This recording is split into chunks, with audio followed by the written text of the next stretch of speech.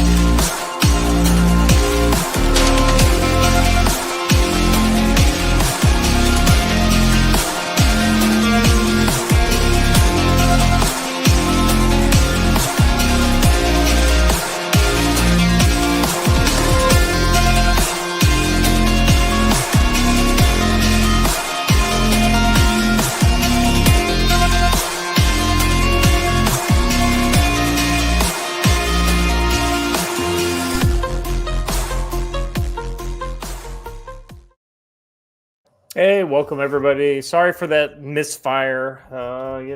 We got to figure out the deal with StreamYards. But until then, here we are. Hey guys, welcome to the show. Domestic storm of Brewin and the Saudi sit down on episode 493 of the Council of Future Conflict. My name is Scott. That's Joe, and underneath him is Watcher, and we're here to kind of help you look around the corner and see what's coming next. A lot of stuff brewing in the world, and there's a lot of stuff brewing domestically, and so we're going to try to figure out what we can about it. Joe, somebody kind of expressed some frustration to me on X the other day that it's like I'm getting ready for this stuff, and it looks like things are getting ready to happen, and all of a sudden things never do. And I told him, I was like, listen, you could be as paranoid as you want to be, but just remember the reality. If you end up, if your paranoia all comes true, the world is going to a shit sandwich. And nobody really wants that. Without bread, there will be no bread. No bread. No bread. There's a part of me that wonders if being in the military and being forced to do the whole like, hey, gentlemen, you're going to be online at 4 a.m. outside the armory, standing there with your dick in your hand for 4 hours, waiting for someone to show up and let you into the armory. That makes it be a little bit more okay to just be like, all right, I'm ready, and now we wait. Well, I feel like we might find ourselves if we don't watch out, we might find ourselves in a world where red-blooded Marines will stand on the street side of the road and wave Palestinian flags. But wait a second, that's already happened. I knew you were going to bring that up, and I'm going to have to poke you in the eye for that. Yeah. I told you, Don and Watcher, to come get your boy. Well, so I looked into it, and I wouldn't be surprised if he never was a Marine. It could be that. It could be that. But the way the guy's profile's set up, he's got it set up as though he were an OIF vet. So. Oh, is it the same one? Is it the same guy? Is it the Iraqi guy? Yeah. Oh, that guy. Yeah, no, I'm done with that guy. Because of here's the main fact. Several of his photos that he has posted there has him in French CCE camo, not United States Marine Corps issue anything. So I don't buy his story. Yeah, well, man, it's still just an opportunity to razz my Marine brothers. Oh yeah, even if he's an imposter, I mean, you got to admit the stolen valor Marines go way harder than. Oh, they always do. Yeah, no, they do. It's great, but I want to say I was hoping it was something like. listen, I just want to encourage him that if he really feels that that strongly about it, to follow in the footsteps of what's his face outside the embassy, and really put a spark in people's eyes, right? Yeah, that's right. You know, you're talking about the our Air Force guy. Oh yeah. Yeah. Thank God thank God nobody from the Army's ever done anything stupid ever. Ever. Right. Oh boy. Speaking of which, did we ever get that guy back from North Korea? Did they ever finally bundle him up? Yeah. They basically said we don't want him. You can have him. Think about how bad you gotta fuck up to be an American that defected to North Korea, and they're like, you know what? No. Anyway, guys, Joe, how you doing, brother? You spent a little time in the snow this weekend, did you? Yeah, I'm still recovering. Every time that the younger guys come out, I always try to keep up with them. And we did several miles in a absolute whiteout with the snow. You get out on the streets and roads, and there's not much snow left. But you get back in the primeval forest that's up that mountainside behind the house here, and it's still about thigh deep. And we found that several times. We tripped and stumbled our way up and down the mountain and had a great time. Put a few miles on, teaching, learning, practicing land nav, and then came back here and enjoyed a hearty Warriors lunch. We had a good time. Training always happens out here at Camp Ponderosa. And I'll tell you, after the article that I wrote last week about Camp Ponderosa, we had a lot of interest and a lot of phone calls. So keep it up and make some plans to come hang out with us. We have fun here. Yeah, it's a great piece of land. I can understand why people might stay away in the winter, but it's beautiful during the summer, which is exactly when we'll be doing Shield Field Days. So make sure you put that on your calendar to not only go see some of your favorites from the council. Unlike the show today, Stan will probably be there for that one. But Angry American will be there. It's been too long. We need to get that guy back on the show so we can talk about some of his stuff leading into there. But it'll be others there that folks might know from Twitter, like Project 223 Preparedness, Exumbris Designs, Vigilante Engineering, and Father Abraham. They'll all be here, and we're going to have a lot of good things going on. Cool stuff. Yeah, it'll be a great time, and that is really the best time of year probably to experience Montana. It's very lush. It's, cool during the days, cool at nights.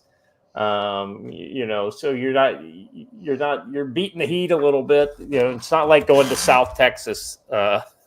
Yeah, God, that's miserable that time of year. And last year during that time frame was when we saw the lions out moving around on the property and all kinds of other cool stuff. So lots of wildlife. And hey, I mentioned Father Abraham. I want to mention one more quick thing about him. He sells these really awesome Sharpies. See this Sharpie? It looks just like an average Sharpie, but it has a carbide metal tip. I know you can buy these other places, but they always say on it, like the one says Second Amendment Foundation or whatever. That's not being very gray man, right? These actually just say Sharpie. Nothing different other than the carbide tip. So check out Father Abraham. I think it's fatherabraham.co. He has all kinds of cool stuff there. Yeah. We like to support anybody who's out there doing the hard work. I hope you guys will give that a look. Watcher, how you doing, brother? Doing good. Just living the dream. What can I say? Got a couple of new additions to the Watcher household, and got a few more on the way. We got our quail eggs going to be here this week, so many fun new things about the farmstead. Yeah, I don't know what else to add to that. No, it's fine. I was just waiting. But yeah, things are going good. looking forward to an interesting show today. Yeah, there's a lot of stuff to talk about. So why don't we just jump right into it? So Joe,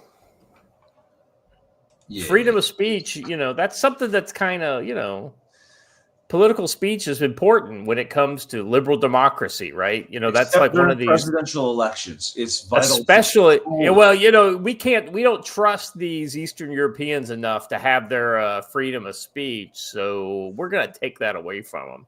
Romania bans political speech, censors millions of views during presidential campaign. Romania's National Audio-Visual Council is now removing social media posts with tens of millions of views, labeling any mention of candidates, party, or opinions as political propaganda. Now, this is the kind of the future of what we're going to see potentially in other Western countries. We're already starting to see it somewhat in England. It's been a little more subtle in other places. We haven't seen it in Italy. They're talking in Germany about banning an entire political party, the second most popular political party in the entire country. In the liberal West, we're seeing freedom of speech absolutely under siege. By the way, the last 4 years in America, we saw this same type of. So, gentlemen, what's your kind of take on this? I think this is right out of the U.S. State Department playbook. We tell these countries what to do in their elections, and if you notice, the last 3 years or so, every election in the world has been hotly contested and has had some sort of irregularities, whether they were claims of fraud or claims of misinformation, disinformation, all of that. We're gliding fast towards a world where freedom of speech does not exist. Well, and I think what we're seeing is these ideas are being championed by the new left, right? And when I say the new left, I mean the old commies, because that's who has basically taken over the Democratic Party. And you see the ideas and the things that they champion. I mean, they're clearly looking to take away your ability to speak out against the absolutely insanity of what they're doing. Yeah. Watcher, you got the small kid thing, I mean, how often do you see these types of stories and you just you get really kind of nervous that they're gonna, potentially try to bring this to a town near you? Oh, I mean, why do you think I get up every morning to do a show, Scott? I know, that's what I'm saying. I want you to talk about it. I mean, people. I suspect people already know because we've been talking about it for years, but we were well on the way for this ourselves. And in fact, I hope nobody has any illusions about this. What the EU represents at the moment is the last empowered branch of what was led by our own leftist government until very recently. So they're the same organization, they're the same group of commies. They're just they're the client state ones that have mostly been hanging out in the background and basically just kind of doing what they can to help aid in the communist takeover in America from afar. But now they're clearly floundering for what to do in our absence. Yeah, I don't know. I have yet to get all optimistic like everybody else. I've said from the beginning that Trump's going to be a reprieve at best, and that this really only ends in blood. Well, I hope not. I mean, because a lot of times when these things end in blood, it's like October 7th, right? Yeah, some people who are involved in the fighting die, but a lot of innocent people die too, and unfortunately, a lot of times it's women and children. So personally, I would like to. I'd like. Our side that had the choice. It's yeah. Driving every step of the way, and it's much like October 7th. Like Israel could say they don't want that to happen all they like. Okay. Yeah, no, I mean, I agree with you. What I'm saying is that I think that's you mentioned this is one of the reasons why you do the show. I mean, it's same, right? It's like because I hope that even just by if it happens, hopefully our listeners are better prepared, right? And are able to get out of the line of fire before the fire starts. And God forbid they're caught in the fire, they're able to be effective and do something. I mean, Joe, that's got to be one of the things that really drives you and what you're doing with tactical wisdom. It's like getting people ready, but to hope that they never have to be. And this kind of goes back to the idea what I was saying earlier, like, oh, I'm paranoid. It's like, is it ever going to happen? Yeah. If here's the thing, we can practice break contact drills all day long, and it's fun and it's cool. But the first time you have to break contact under fire, it is not any kind of fun at all. And you know that, and I know that, and Watcher knows that. But the average guy who shows up at a weekend training doesn't. So we do hope that you never have to use any of these skills. Absolutely. And it's looking like some of the things of metal flying around. It is no fun at all. Anyway. Absolutely not. And it looks like some of the things that Romania is doing is going to get them. Trump may block visa waiver. May blow this up. Trump may block Romania's visa waiver entry over election annulment. The administration is considering denying Romania's admission to the visa waiver program. That's very interesting.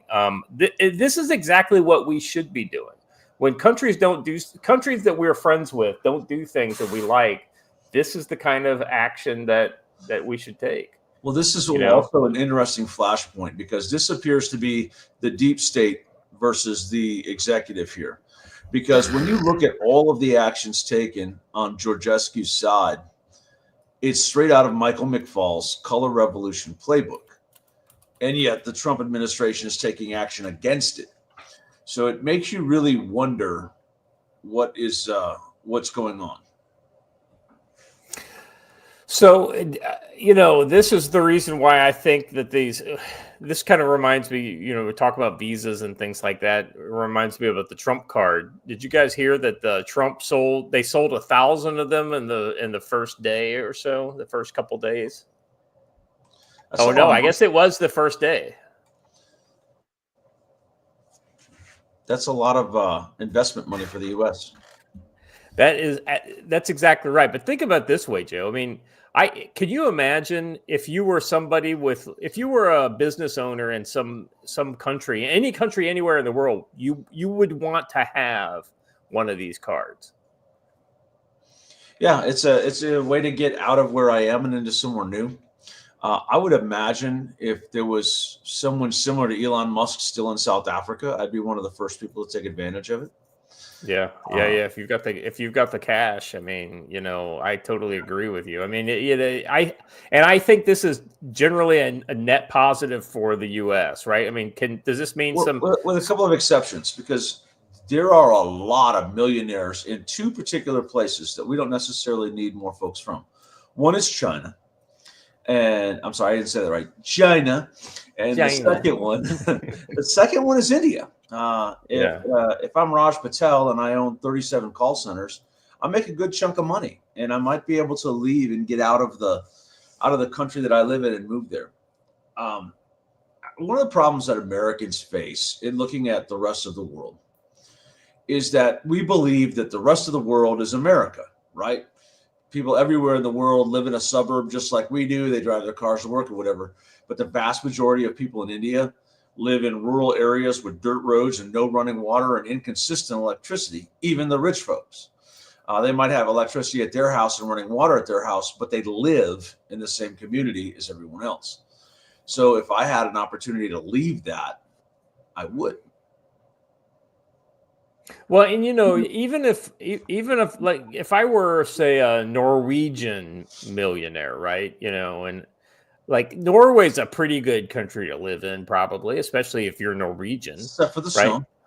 Except for the snow. But if you had that money and you're able to then, okay, hey, I'm going to buy a house in Florida, right? It's just a suburban house. And when it gets a little snowy, I got to get on an airplane with my family. and we're going to go hang out in Florida for a couple months, and maybe I leave my family in Florida for the entire winter. I only come back for business meetings, right? But ultimately, it's a bolt hold, right? It's like some place that if the country you're in starts to go high and right, it gives you an exit. And I think that's probably going to be in the long term a fairly good thing for America. You're right. There are some people that we're going to get the good with the bad, right? But ultimately, I think we'll get more good than bad. Scott just said the most man with retirement on the horizon thing ever. I'm gonna get a house in Florida, live there for a couple months a year when it gets cold. Yeah, exactly right. But then again, I don't live in Norway, so Yeah. Though if I lived in Montana, maybe I might be thinking about that. Actually, I really enjoyed the wintertime because I don't mind the cold and I don't really mind the snow because I don't really go cross country in the middle of winter. I was gonna say you being a Michigan native. I mean, this is the cold weather is actually about the same. You maybe just a little less snow, right? Yeah, there's a little less snow in Michigan, and it doesn't get quite as cold in Michigan as it did here in January, but it's not bad. It was only cold for 5 days. I was gonna say once you're in freezing, it's freezing. It's kind of like funny thing. We have walls and heat, so. Wow. What a concept. All right, let's jump into our next odds and ends, shall we? So this is something we were kind of kicking around in our group chat over the weekend, and Watcher dropped this last night. China's new weapon that can cut any undersea cable. It's almost like they don't care if they let us know they have this. It's almost like like they want to use it, maybe. China research. In my line of work of investigations, we would call this evidence and a clue. Yeah. Well, what it almost seems like to me, and I think this might actually literally be the truth. It almost seems like to me that their stealth was working a little too well and that they needed slightly more credibility so that people would be going after them because they wanted to create they didn't just want to cut the cables. They wanted to cut the cables and then create international tensions, right? And they weren't getting the international tensions part because everybody was just kind of like, oh, we don't know who did it. Maybe it was an accident. Yeah. And so now I almost feel like they're doing this and displaying this because they're like, no, get mad. Well, you just can't prove it. Ha ha ha. So it's not this submarine right here. If you go down, there's a picture of it right here. Yeah. This is the testing the device, which can easily slice through deep sea cables. So it's like a little arm deal. I would assume this would be attached to a submarine, but and the thing is Joe, here lately they've been just dragging anchors across these, and these are fairly easy for us to realize who did it and when it happened and all that kind of stuff. But if you were to do it with a remotely deployed submersible from a fairly small ship that that could be dozens of miles away when the event actually occurs, and then recover the sub, that makes it a lot harder to track down who's cutting what and what's going on. And the other side of this, Joe, is if you're in an openly declared hostilities, like say an invasion of Taiwan, you wouldn't care if they saw you doing it because you would know it, they would know it, and it's an obvious thing at that point.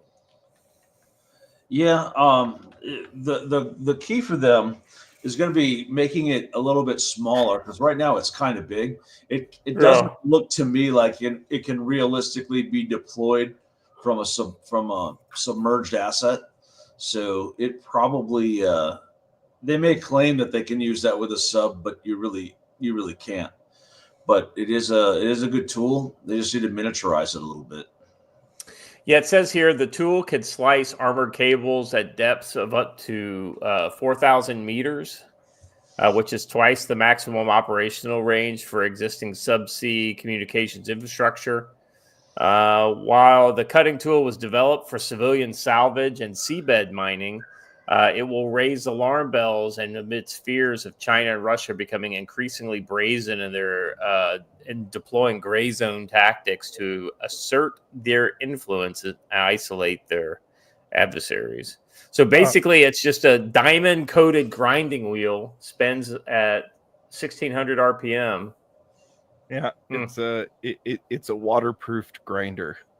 It's like we used to breach doors, cut off wheel and a Dremel, right? Zip. Yeah. And I mean, so in fairness, 95% of global transmissions go through these kind of cables. So this would be if they went on a campaign to do this, that would be a big pain in the ass for everybody. And so saith the prophet Tom Clancy, initiation of hostilities generally begins with cutting of undersea cables. See Dead of Honor. So yeah. That Dead of Honor was a great book. Fantastic book. Because that was the one where we actually got to see I think that came out before Without Remorse. Yes. Which is Without Remorse was the one where you kind of go back in time and see like Clark in his prime. Scott's trying to get me to go off on Amazon again. I'm just saying, that's Dead of Honor is the one where we actually get to see. You get to learn about John Clark, yeah. Yeah, he's because he kind of gets to do some badass stuff during that one. So, and if I remember correctly, Ding Chavez is with him in that one too. Some way, right? What's that? We'd all like to be John Clark in some way, like going on a one-man campaign against the bad guys in your town. Just fantastic. I mean, come on. This is why I was so upset when I saw Amazon's, what is it, Without Remorse, man. That was just that. Oh, it was utter garbage. I didn't even watch it, Joe. I literally saw like the first 15 minutes just to kind of maybe see. Yeah. I was like, maybe they just changed it all and it's decent on its own. No. It's bad, period. First of all, the plot makes literally no sense whatsoever, and it has nothing to do with the book Without Remorse at all. So horrible. Yeah, I don't know what they were thinking. And you could have easily kind of brought that storyline into the modern context, but nope. Yeah. All right. Anyway, I think we're going to see these kind of gray zone tactics, whether it's cyber attacks or whether it's, kind of hidden infrastructure attacks where it's a little deniable.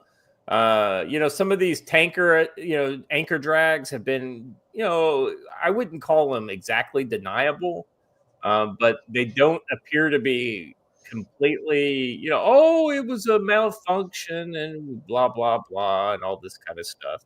Bullshit. You knew what you were doing, but, it's somebody who's not important that you can never connect back to anybody who is important. Well, I wonder how disposable the tool is. I wonder if all these ships we keep seizing and then end up having to let go for lack of evidence. I wonder how many of these tools are laying at the bottom of the ocean that we can't get to. Right? They cut the cable and then drop the tool. Well, that would be exactly how you would do it. Burglary, right? Yeah, that's exactly how you would do it too. You would just cut the cable and drop the tool. All right. Anything else on this one? I don't think so. We're blazing through these today. Let's move on to odds and ends number 3 here. Now, my favorite place in the world. I know you love it too, Joe. Turkey. Oh, what a great place. I spent some time there. The thing I regret about my time in Turkey is I didn't go to Ephesus. It's like I go to this Turkish place and I'm surrounded by Turkish stuff, but I don't go and see the Roman stuff, and I think the reason why I kind of, decided not to was because I went and saw, Pompeii, and that was kind of like Roman overload. But anyway, Erdogan, if you're not aware, Erdogan is the state head there in, I guess he is president. Is that what he's? Yeah, president. Erdogan was emboldened to jail Istanbul mayor by global turmoil, analysts say. So basically, let me just break it down for you. What's happened in the last week or so here in Turkey is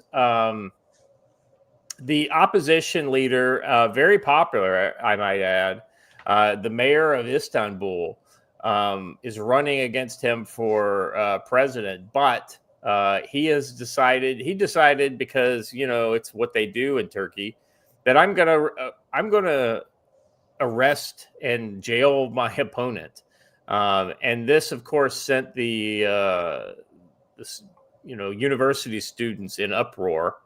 And it's been kind of massive protests and massive arrests ever since. Let's see. The imprisonment of Istanbul's opposition mayor has come at a time when Turkey finds itself at the center of geopolitical turmoil. As mayor of the economic and cultural capital of Turkey, with a population of 16 million. By the way, Constantinople is the proper name of the city. Just saying. Right. He is probably Turkey's second most highest profile politician after Erdogan. However, analysts say a convergence of international factors gave Erdogan the opportunity to try to neutralize the main threat to him in elections due to be held in 2028, but which could come sooner. There are really special confluences of factors that made this seemingly easy for him to pull off in terms of not suffering international condemnation.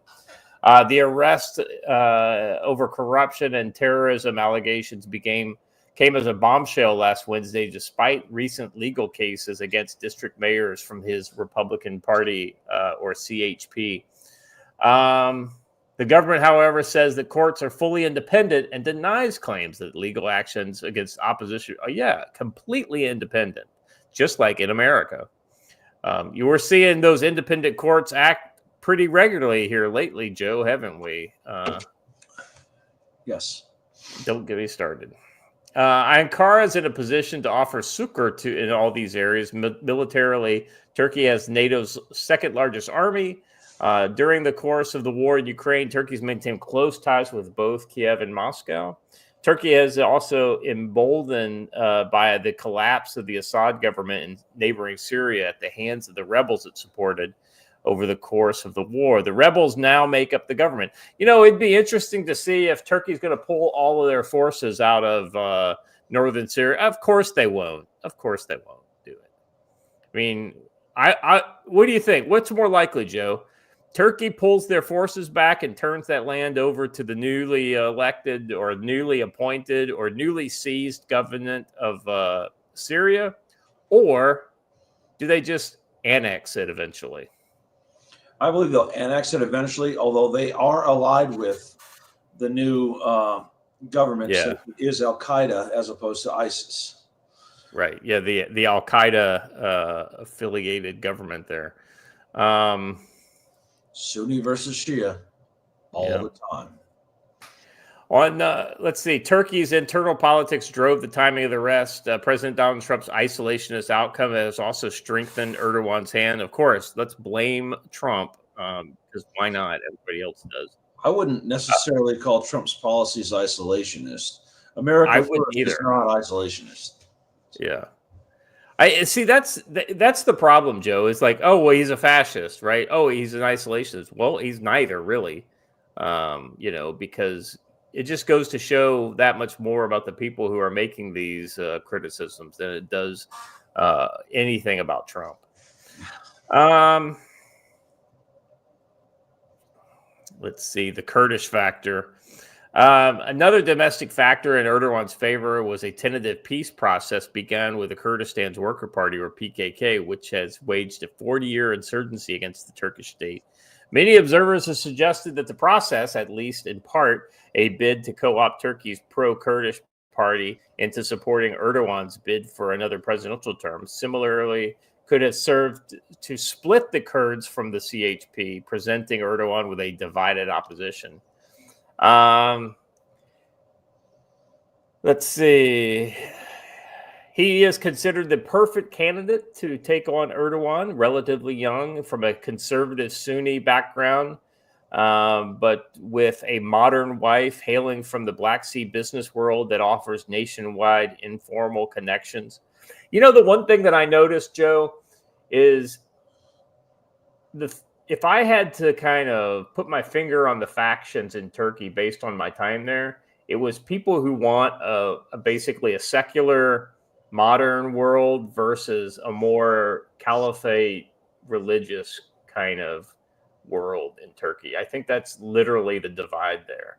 This is one of the reasons why in rural areas where people are very conservative, he had a lot of support, but the cities absolutely go to the other way. Yeah, I think that's right, but that's not just a Turkey specific problem, right? Look at Afghanistan in the 70s, right? Look at Iran in the 70s. You had Muslims who weren't exactly living the true Muslim lifestyle, and then in the cities, and you had the rural that were where these revolutions came from that overthrew the existing governments. So yes, that's been a long-standing problem in the Muslim world writ large. Yeah, I agree with that. You know, and let's be honest, in a lot of Christian countries, you have conservatives and the interboonies voting differently than the progressives in the cities. It's just, you know, the points of argument are different, but you do have a similar kind of divide. But yeah, I agree. I think that what we're going to see though in Turkey is a a potentially a massive split that could pull Turkey into the kind of wider problems that we're seeing. Hey, Kevin Dorr, I haven't seen that name in the chat. All right. Anything else you guys want to talk about before we jump into our main topics for today? No, I got nothing else on that one. Well, Joe, why don't you tell us a little bit? I know you've been selling some books online. Why don't you tell us a little bit about Passion-Wisdom? Okay, one, your microphone is doing that same thing again, and two, sure. So tactical-wisdom.com, where you can learn all about the good things that we do at Tactical Wisdom. There's an article up there where we talk about Camp Ponderosa not just being a training center. You should look at it as you right there, the person I'm pointing at.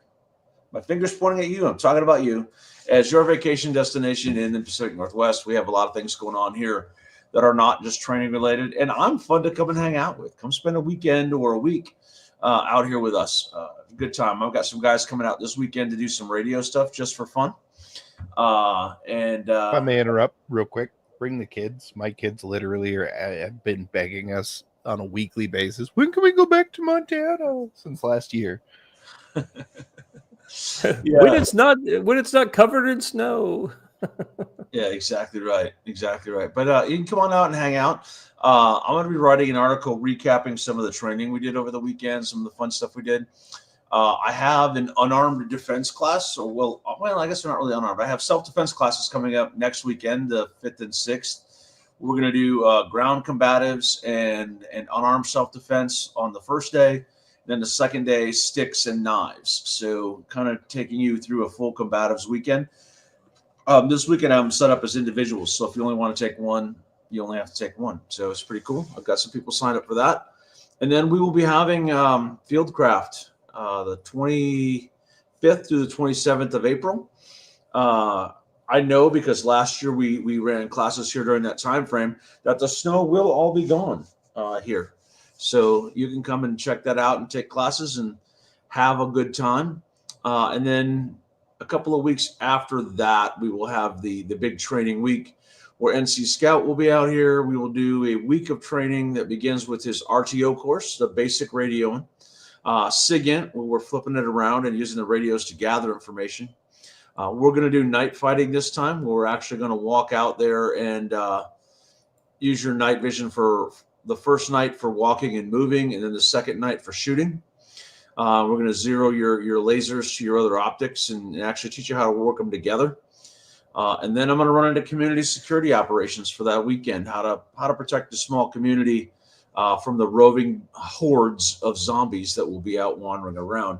And I hear they'll all be holding red and black flags or Palestinian flags this time. So good deal. Good deal. we've got a lot of good stuff going on. We also have some fundraising events going on here. You can always check out veteranscampponderosa.org to see what we have going on. So, and I hear they're going to get a Twitter page soon. So, and Daisy Girl Williams has the link right there. So go follow that link and see. We got some Rumble rants and super chats. Kevin Dorr for $10 says my work has kept my attention. Been watching the show later in the day. Keep up the good work. I miss Uncle Stan. Yeah, we all miss him. He's a busy guy. Yeah, we'll roll him back here soon. I'll pin him down. He's a very, very busy guy. And Darth Hideous, the fishing is fantastic. I'm right off Swan Lake. That is full of lake trout and salmon. And we are right on the Swan River. So come on out.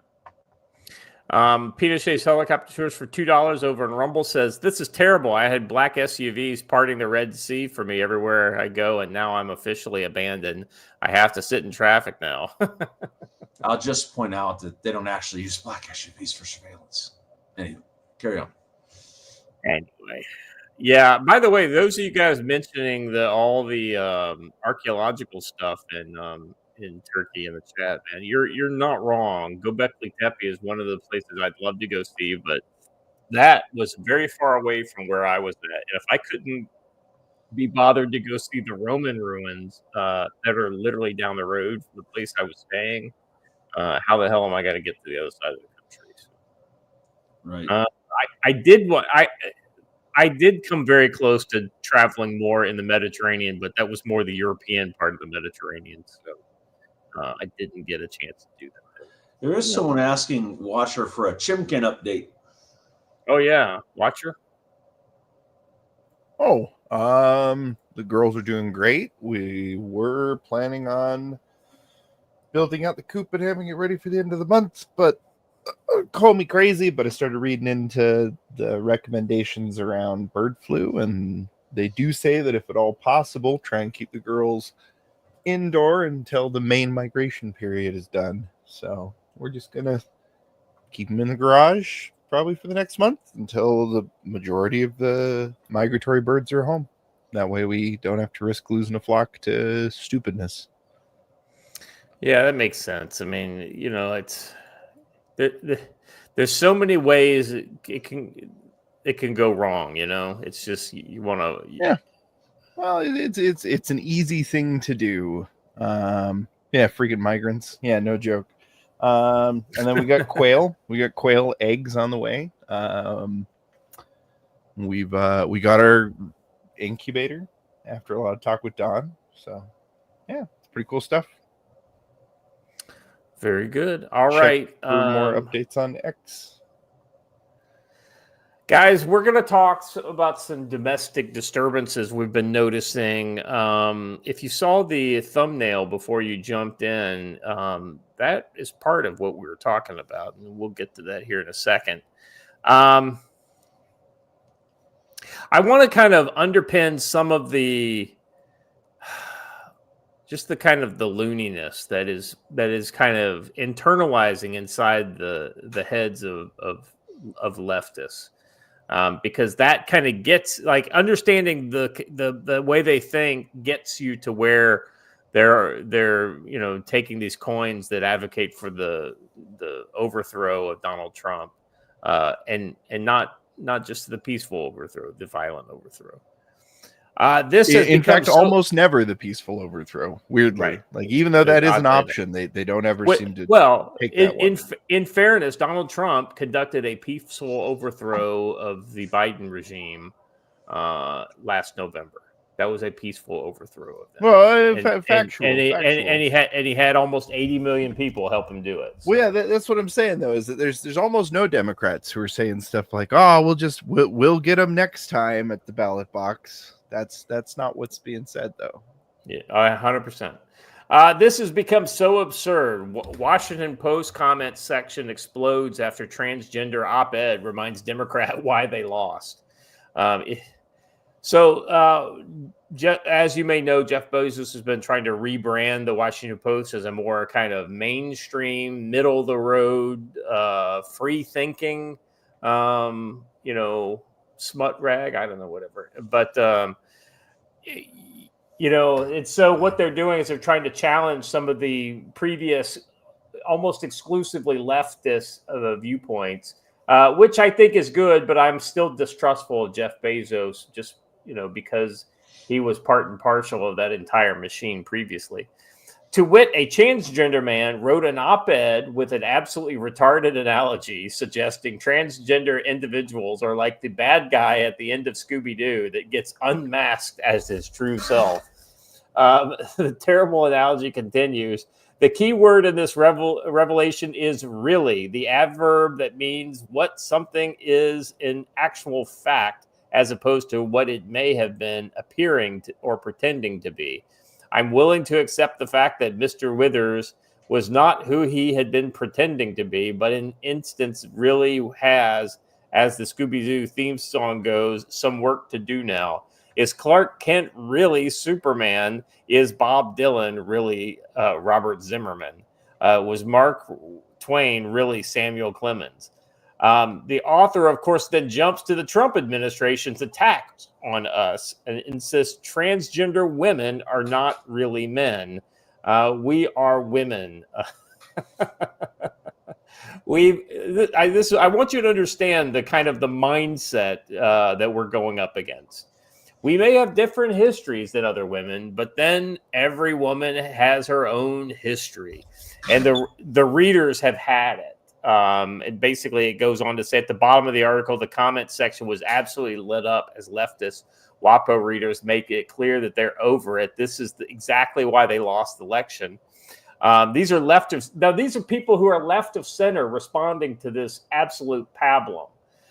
Democrats are always accusing the Republicans of ones who bring up trans issues, yet we get essays like this, and it's not Republicans who created and regularly deploy such vocabulary as gender assigned at birth, pregnant people, or who put their pronouns in their email signatures. And it was at the DNC a couple months ago that the big brouhaha developed around adequate trans representation on the committee.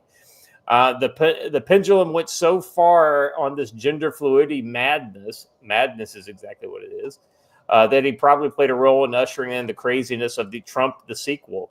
So, hey, thanks, trans advocates, and to Democratic operatives and leaders who refuse to stand up to it. Now, Joe, if you're being told that you're the heart of the Democratic Party, then you may rely on the Democratic Party to do your bidding for you, right? But if all of a sudden you're a radical activist, and all of a sudden the people who were going to carry water for you are now trying to stab you in the back, are you more likely or less likely to be violent? More likely. Exactly right. And this is the mindset. These people are absolutely insane. And the only reason why they haven't been violent up to this point is because they've been out there telling them, oh, you're fine. You're good. You're the normal one. Don't worry about it. We'll take care of you. This is what the Democratic Party's been doing. And it continues to do. But most Democrats are like, I'm out. Yeah. I may not be voting for Trump, but I'm out. I'm not voting for this madness. Yeah. Professor Duh, this is another one of the commenters, writes, the pronoun police cost Democrats vast numbers of votes in 2024 thanks to all their pointless preening and posturing. Somebody who loves alliteration almost as much as me. They help preening and posturing. Pointless preening and posturing. They help put Trumpolini back in office. God help us all. Mr. Sinkins writes, well, here we are, straight back to at the definition. What is a woman? The problem starts with the idea that you present a lifelong sense of myself being female, but tellingly, you don't say why you sense that you're a female. What do you believe makes you feel female when you've never inhabited a female form? I have never yet seen an explanation for this for any trans-identifying person. This is actually a really good point. And it's one brought up by a left of center person. Ask most natal women that makes them a woman, and I bet they would be hard pressed to tell you. Most of us never think about it. We just are. But as well as our own history, we share worldwide commonality of body, of puberty, menstruation, pregnancy, motherhood, menopause, and because of those physical factors, vulnerability, which are integral part of being a woman. Which, you know, this is sad thing is this liberal woman has absolutely done an excellent job of explaining why men could never be women, because we can't do any of these things that she just talked about. I could go on. I mean, because some of these get pretty fucking,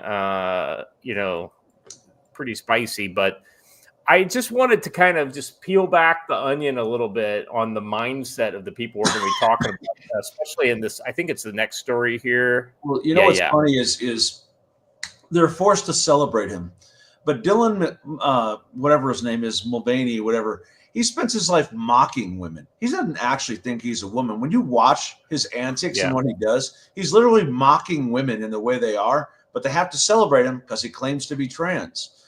And they've done more damage to themselves and their own image by championing people like him. And yeah, I said him, and I will continue to say him, because God doesn't make mistakes. Whoa! I'm triggered, Joe. I don't know what I'm gonna do. You just, you know, be triggered. That has nothing to do with me. It doesn't impact my life at all. I know, but they're like, you offended me. Okay, and and I care why. That does not impact my life at all.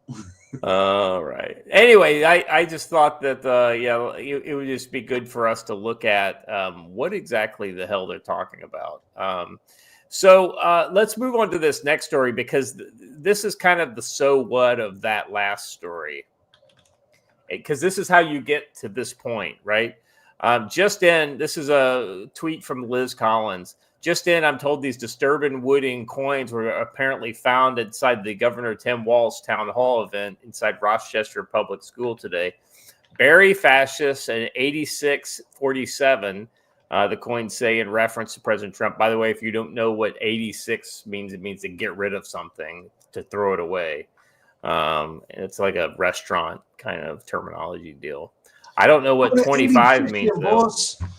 Yeah, we're gonna 86 the carrot cake. You know, well, I don't know what 2547 means, though. 25 Garfield. Well, yeah, who's the last president to be assassinated successfully?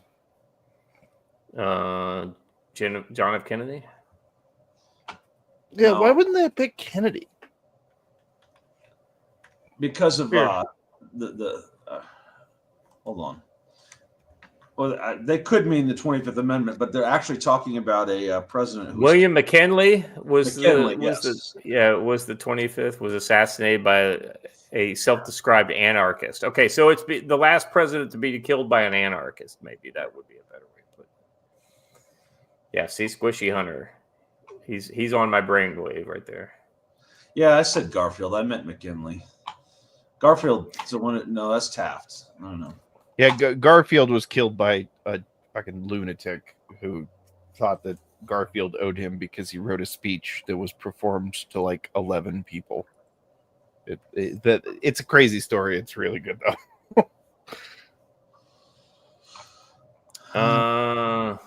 All right, let's jump into this. I want to know more about this wooden coin thing. I've only seen it kind of. Of course, this is the kind of thing that would only get broadcast on X because nobody wants to do actual. So the campaign, the Waltz people have already come out and said, "Well, we had nothing to do with it," even though they were handed out at it. Now, the other side of that coin that has the 2547 on it, interestingly says, "Deny and depose." Huh? Mm-hmm. Who said that? I don't know. Luigi Mangione. He wrote the bullets that he used. So as we pointed out, they're going to continue with this Mangione worship and move forward. as myself and NC Scout predicted weeks and weeks and weeks ago. So, yeah, this is going to become a larger problem as we go on. I mean, here's the problem: somebody knows who made those coins. Somebody had to purchase them somewhere. Someone printed them, a laser cutter. Yes. So somebody made this on a laser cutter. I'm telling you right now. That's exactly how this was done. So it was one of the leftists that did it in their own garage so that nobody would be able to track who did it. You could probably work out, betting you could probably run a rack of 100 of these in like 20 minutes. So, yeah. Well, and here's the other thing, guys. Has Tim Waltz's people probably have come out and said, "Well, we didn't do this." But they're going to know who did it.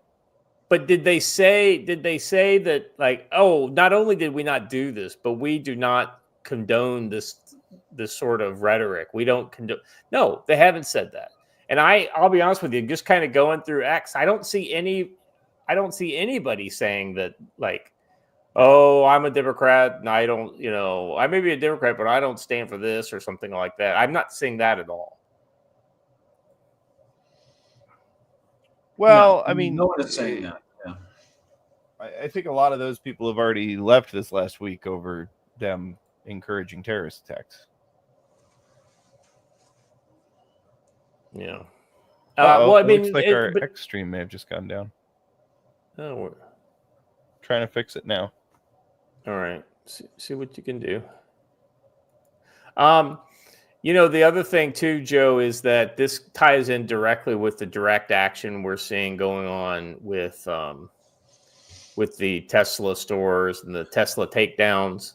Yeah, one guy spectacularly failed at his over the weekend. I don't know if anyone saw that, but one dude who attempted to light a Tesla charger on fire succeeded only in lighting himself on fire and accidentally self-immolated. So I'm kind of here for that, right? Like that's what I like to see. That's the best kind. Let's see what else. Tesla takedown. Let's see what's going on with that over the weekend. They have a big one planned for next weekend. Yeah, I mean they're going around still and just kind of not only attacking Tesla dealerships, but also just kind of randomly attacking Tesla cars parked in parking lots. And the thing that I've noticed is that this is very organized. And very organized means money. Yes, and big money. Yeah, big money. And, I wouldn't be surprised if this isn't USAID money that was socked away for a rainy day after it was money laundered out of the federal government. Watcher, what were you going to say? I think I got it working again. That's all. Okay, that is all. Let's see. Let's see if I can make it work again. It doesn't work for me, but unless it's a new one, I guess it'll be a new link. Let me check. I think it might be.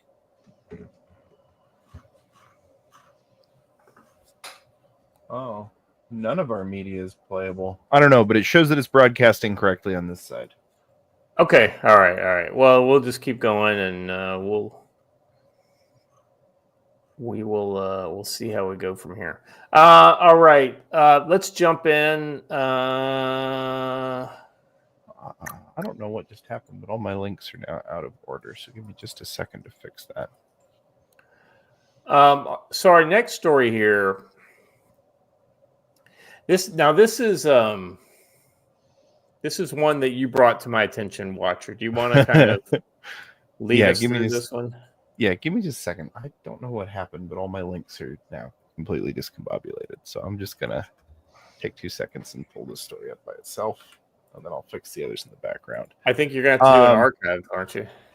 Or can you guys see it? I have to. Yeah, I think we can see it. It's giving me a subscription prompt to see the story. It might here in a second. It is the Atlantic after all. But our dear friend on Applebaum has opinions. She writes in the in the Atlantic this weekend about how Donald Trump and J.D. Vance have created a brand new stereotype for America, not the quiet American, not the ugly American, but the brutal American. Yes, the brutality of asking people to live up to their own professed standards. How dare you? How dare you? Yeah, it's awful weird. I'm also getting a subscription thing, but it's like halfway down the page, and essentially we can discuss what we need to discuss without having to get around that.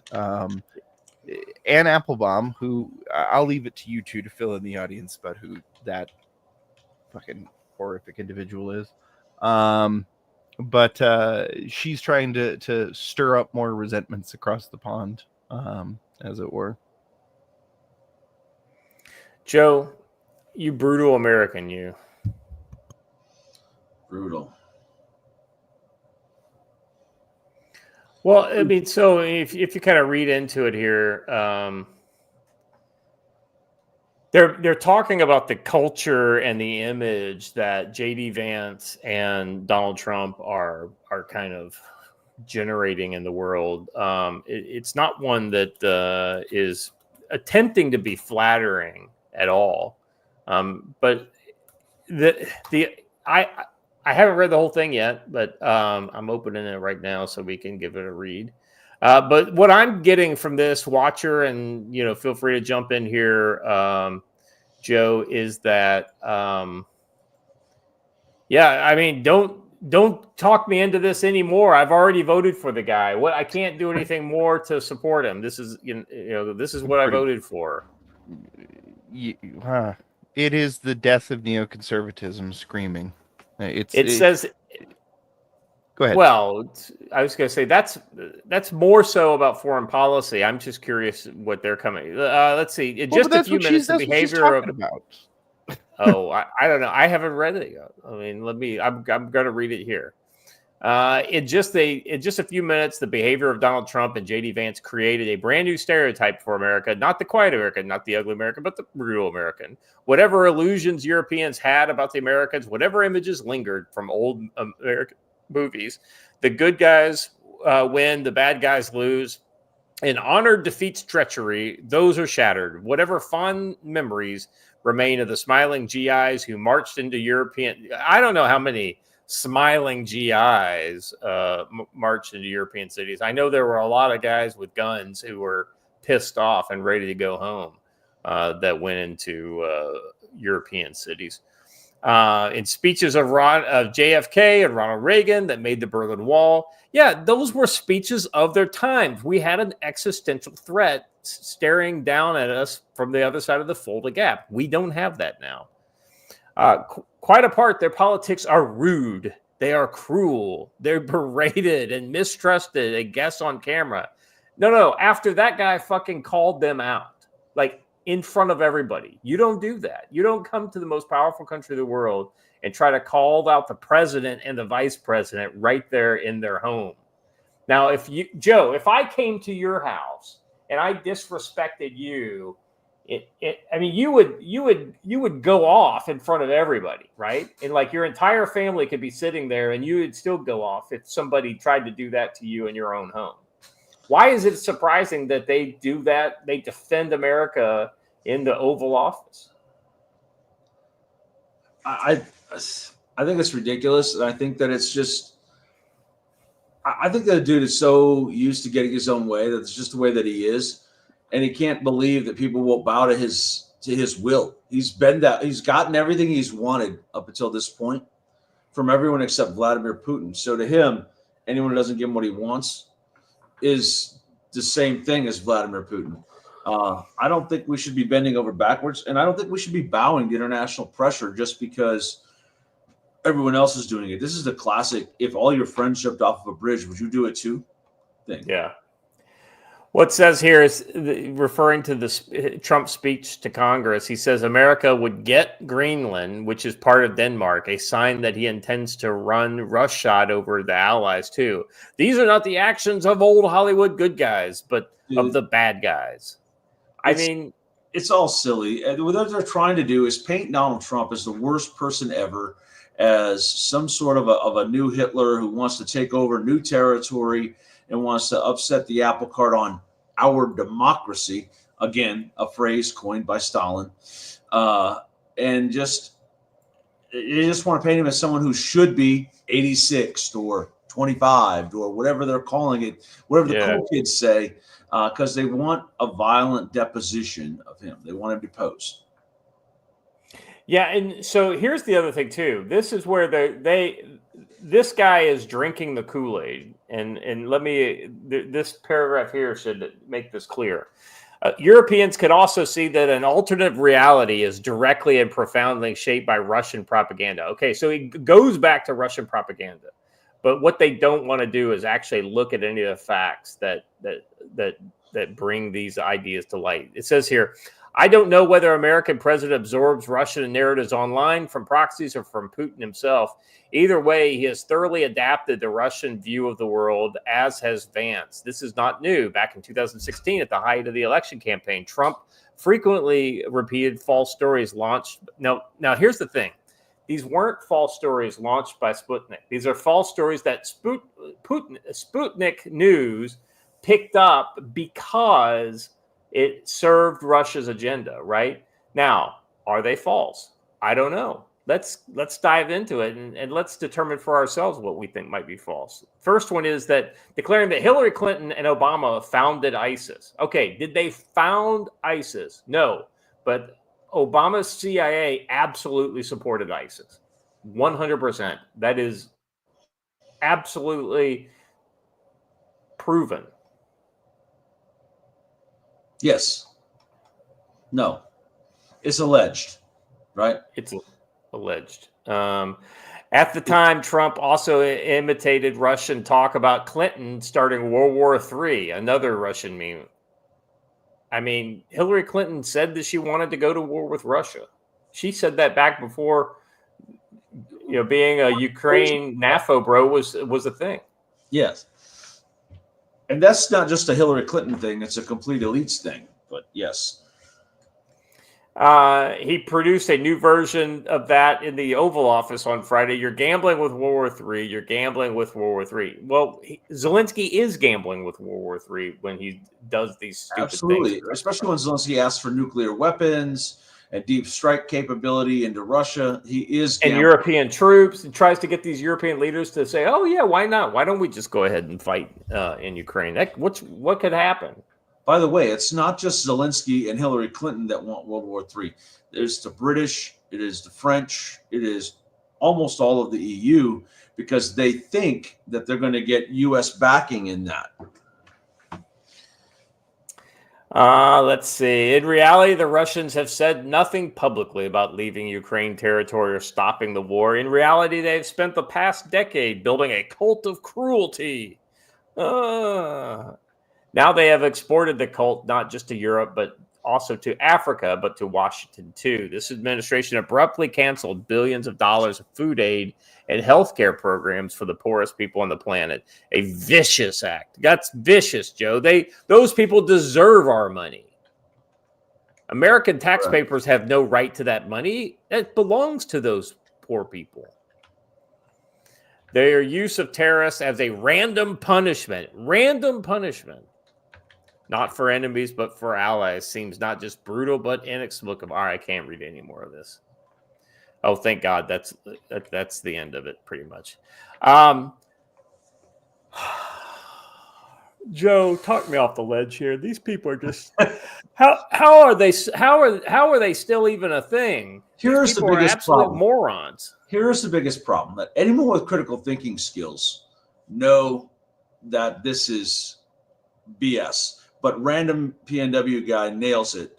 It's propaganda for the normies who don't know any better. They already believe that Donald Trump is the worst thing ever. Then when they're fed garbage that feeds into that, they're like, yeah, this is totally true. It's completely false and untrue and a twisting of actual facts, but it's not meant for you and me. It's meant for someone else who already believes it. Yeah, you're right there. It's the same thing when they present some stereotype of a Trump supporter, and we're all like, that's ridiculous. That's not what a Trump supporter looks like. But that's what they think they look like. Yeah, well, right. So that goes to that kind of like when I think I'm smart, it means I don't have to read anything else. I don't have to read anymore because I'm smart. And thus I know everything I need to know. And I don't need to do any actual research to find out why people vote for Donald Trump. I can just do it based off of like, what do I feel? I feel they voted for Donald Trump because of X reason. Joe, I mean, how feelings get you in a combat zone? Feel is not a fact, and it's not a thing. I hate it when I hear that because, like, my adult children use it. I feel like, hold on, stop right there, because feelings are not facts, and it doesn't matter. I feel like Donald Trump is a bad person. You can feel that all you want. He's not a great person, but he's not the evil monster that everyone paints him out to be. I feel like Elon Musk takes advantage of others. He's a businessman. You can feel however you want, but the facts are people buy his stuff because they want to buy his stuff. I hate when they base everything on their feelings. It's not, feelings have no basis in fact. They're just feelings. Yeah. Let's see. All right, let's move on to our next one here. So it's almost like not only are these people who write op-eds for the Atlantic and the New York Times, not only are they fake people, but so are their audiences at their political rallies. Inorganic. The GPS data reveals Bernie Sanders' AOC anti-oligarch rally was full of serial protesters. You know what that means, Joe? That oligarchs in support of the Democratic Party paid for these people to be at that rally. Yes. I mean, there is no actual check stubs, but this phone data is pretty revealing. Now, remember, famously, they used phone data to tell us who all the dangerous right-wing extremists were. At who January all 6th. Converged in Washington, D.C., and where they had all been before. And boy, when the shoe gets on the other foot, they all say that's just coincidence. Stormy, Crazy. member for 30 months. Good morning, friends. I'm buried at work, but I wanted to say, hey, well, good morning to you, Stormy. Thanks for dipping in with us. I hope you're able to check out more of the show later. I'll check for some toe picks later. So yeah, absolutely. So you hit it right on the nail on the head. This is that kind of that data that it's hard to get away from, right? Because they can track these, these people aren't smart enough and or wealthy enough to get new phones every time they go to a new city, right? They've got the same phone, the same IP address, all that kind of stuff. Hell, Joe, most of these people probably aren't even running VPNs on their phones. Just a VPN alone would have helped kind of mask some of this data, but ultimately a cell phone tower pings that you can't get away from because, the phone itself has a MAC address or something like that basically says this MAC address ping this tower at this time. Well, it's an IMEI, but yes. Yeah. IMEI and MC. But mine frequently pings in Europe, so use a VPN. And generally have it make 2 hops, not just one.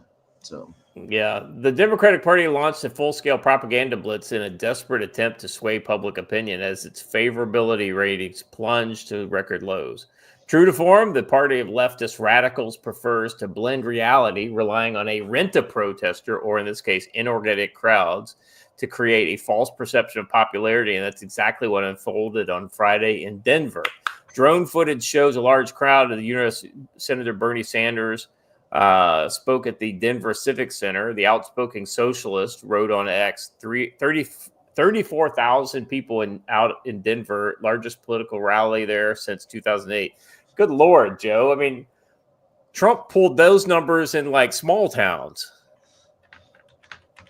Yeah, but here's the thing, too. I want to point it out. It's in Denver, first of all, right? They probably handed out edibles, and people had no idea they were even going to that event. Oh, tell me about it. I'm coming out here for the free brownies, bro. But it's Denver. So that would be like saying, hey, we went to New York City and we got 50,000 people. Okay, well, it's New York City. That would be expected. Tell me when you go to Traverse City, Michigan, and you get that. Or when you go to, I was going to say Bozeman, but that's not true at all. When you go to somewhere like Lincoln, Nebraska, and you pull that. Yeah. Let's say Sanders attempted to explain that large turnout reflected what voters are saying: no to authoritarianism, no to oligarchy, no to Trumpism. However, the leftist corporate media failed to fact check the socialists for misinformation and disinformation. Others did, using a sophisticated algorithm to analyze data from smartphone devices at the event, and found people were severely overinflated. Many of the attendees were probably bussed in and had a history of participating in BLM, Antifa, pro-Hamas, pro-Palestinian protests. The Democratic Party is known for busing advocates through NGO networks to events to fill seats, a tactically repeatedly used throughout Kamala Harris's 2024 campaign. GPS, here we go. There were 2,189 devices, still a large crowd, but not even close to 30,000. 84% of the devices present had attended 9 or more Kamala Harris rallies. Antifa, BLM, pro-Hamas, pro-Palestinian protests, 31% had attended over 20. Joe, if you go to 20 different far-left political rallies, and you're there, that is inorganic. That is literally the definition of that. I'm sorry. Hunch sent me a picture of an Iranian soldier doing something very unnatural, and it completely threw me off. I hear you, brother. Hunch does that to us, man. He goes completely out of pocket on some of this I stuff. thought it was about the show, so I looked at it, and I shouldn't have, and I'm sorry. It's his hobby. Let's see. Demographic data includes basic characteristics like age, gender, income, education level. Psychological data dives deeper into people's lifestyles, values, attitudes. For example, it might show if someone values sustainability, enjoys outdoor activities, participates in community activism. While demographic data is straightforward, psychographic data can reveal sensitive personal details like beliefs or even life goals. Additionally, by cross-pollinating each device with other devices regularly within the close proximity to the target device, we're able to build a detailed profile of each target. 90% of those in the above 84% were likely working with one of these 5 groups, and the reason for their presence. The reason for their presence. Once again, this is based on the very sophisticated algorithm. Disruption Project, Rise and Resist, and Indivisibility Project, Troublemakers, and the Democratic Socialists of America are 5 of these. And they're all, each receives money from Act Blue, and at least 3 received money from USAID. So that's pretty interesting. I mean, I don't know how they tied that to the USAID, but that does point something out. We've seen in some of the rallies that they had for not this last election, but the election before, where we've seen guys paying cash. So yeah, if only out of 34,000, only 3 of them got money, those are the guys who go out and pay the cash. It's entirely possible. It does certainly land there. And to use our last point, I feel like this is evidence. I feel like it's evidence. I feel like it's evidence too, Joe, but that's because it is evidence. Everyone's talking in the chat about this, and this is true. They conditioned you to love your phone so much that you now carry around a government tracking device literally everywhere you go. Stop it. It's almost like, Joe, if only I knew somebody who referred us to devices that might help us, keep those devices out of, maybe something that masks the electromagnetic signal of said cell phone. If only we knew of something like that. You know what? I'm gonna build a link to Silent, drop it in here. So if you're worried about this, because The idea is there's a Trump rally, right? The Democrats are doing the exact same thing. They're hoovering up all of the cell phone data, the IP data, all that kind of stuff. They're getting that from the people at those rallies, right? So if you don't want your data to be part of their kind of example in the future, what we need you to do is check out this thing that Joe's going to drop in the chat any minute now. I'm working on it. It's their website's a little slow. So seriously, like this weekend when we were all here and we were having conversations, even while we were doing training in the other room, everyone left their phones in a Faraday bag out in the other room. It's just a good practice to get into. You don't, unless you need to make a phone call, you don't need to be instantly reachable and trackable by literally everyone on the planet. Yeah, that's exactly right. Anyway, so I thought this was interesting. I wanted to bring this one up just to kind of show you that ultimately this is who we're dealing with. So less domestic, but more of an outgrowth of what we've seen Trump's foreign policy be. Maduro bends knee. Venezuela agrees to resume U.S. deportation flights of illegal immigrants. I don't know if you've seen this, Joe, but we had the famous Venezuelan criminals dropped off in El Salvador and rushed into that El Salvadoran prison. I think maybe they decided, well, that's not going to win us any popularity contests here back home. So we need to kind of get, there's the link is in the chat, both on Rumble and on, so check that out. This is basically it blocks all like incoming and outgoing electromagnetic signals from your phone, right? Yeah. And I'll tell you, I've got several of their products. I've got a little sleeve that just my phone fits in. I've got Faraday dry bags that you could drop a radio in. And I've got Faraday tablet bags that my tablets pretty much live in. They've got everything you need. Get them. And I know somebody will inevitably say, but the FBI recommends Mission Darkness bags. Okay. The FBI recommends. Just think that all the way through and make good decisions. Be smart. Yeah, that's a good call there, Joe. I mean, if the FBI recommends it, then I'm probably going the other way. The thing that if you're worried about EMP as one of the potential threats that could be somewhere down the line, then one of these makes a lot of sense too. You take that phone that I don't know if you're one of these people who decides to get rid of your phone every 2 years and get a new phone.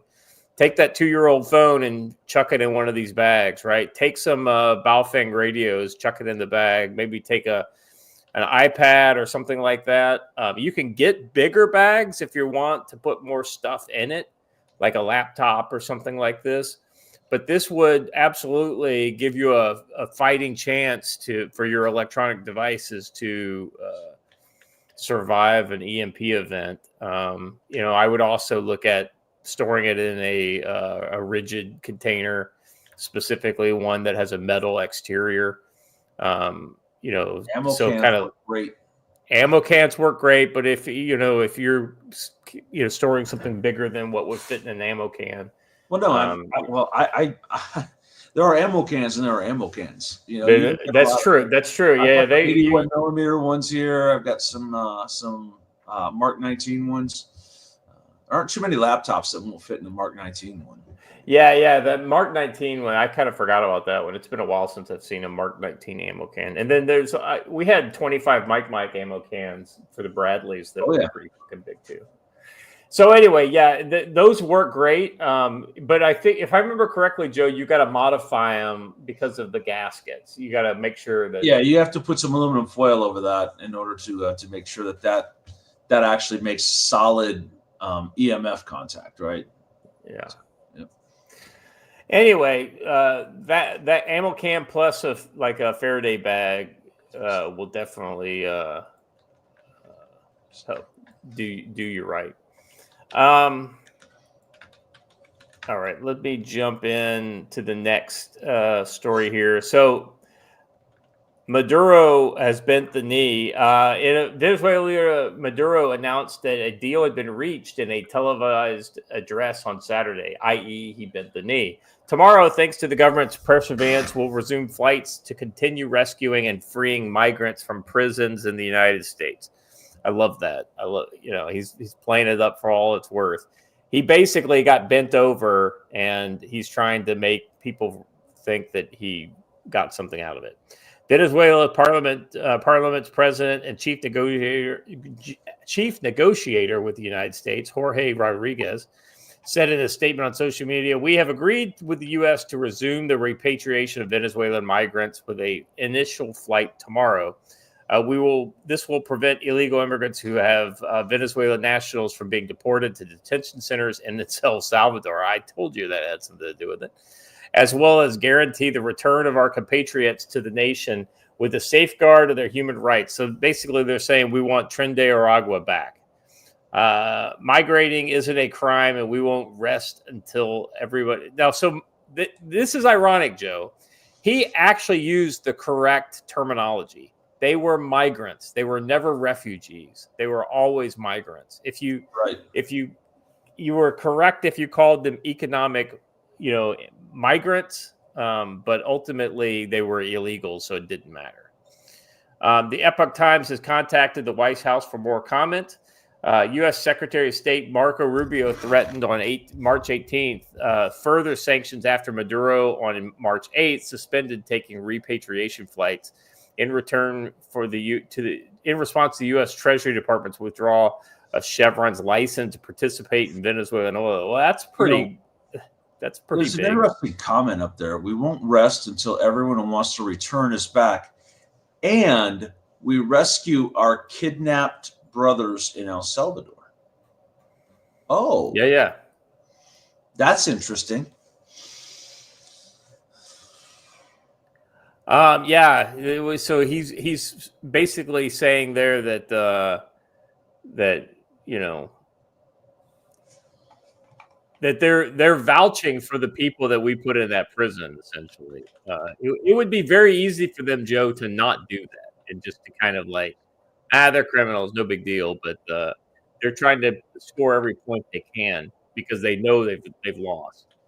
The diplomatic spat erupted, and with the U.S. threatening to send criminal illegal immigrants from Venezuela to El Salvador for detention. If some 350 Venezuelan nationals have already been deported back home as part of Trump's rapid deportation program. Among them were 180 alleged Tren de Aragua members who spent up to 16 days in U.S. naval base Guantanamo Bay. Tren de Aragua originated in Venezuelan prison.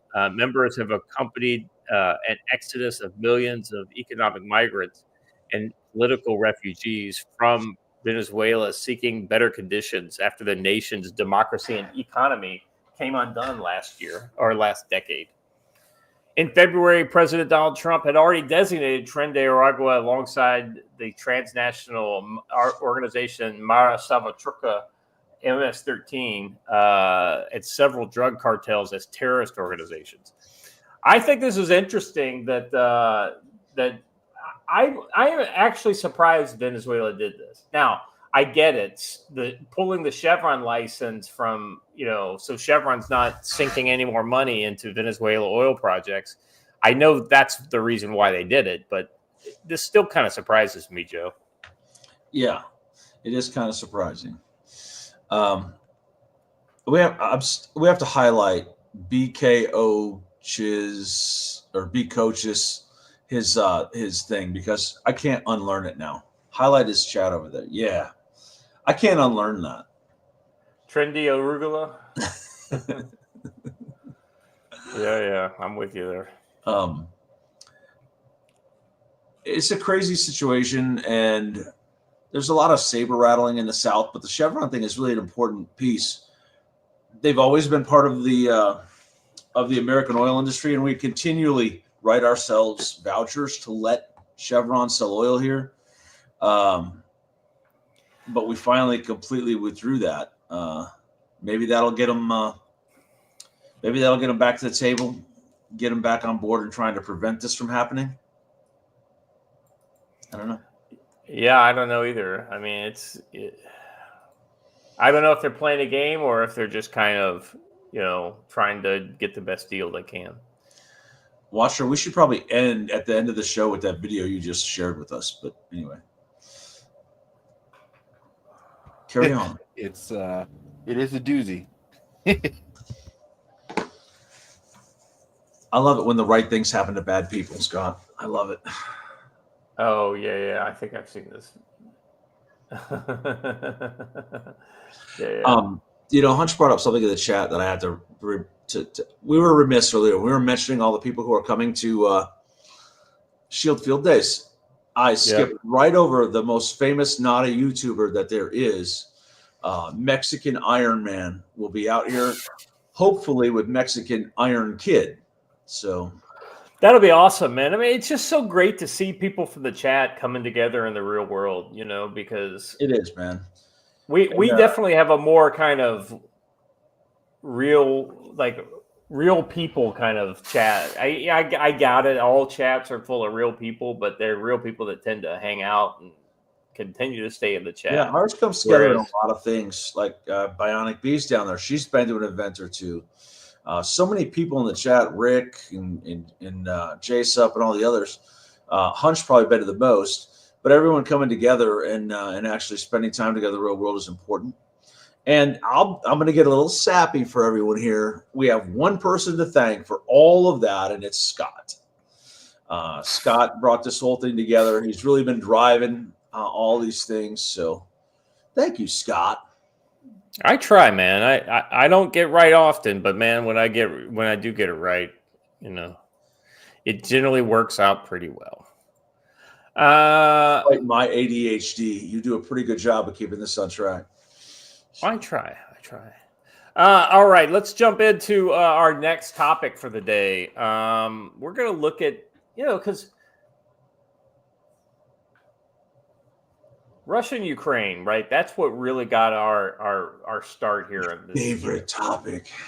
I know that's the one that really kind of got the train going, right?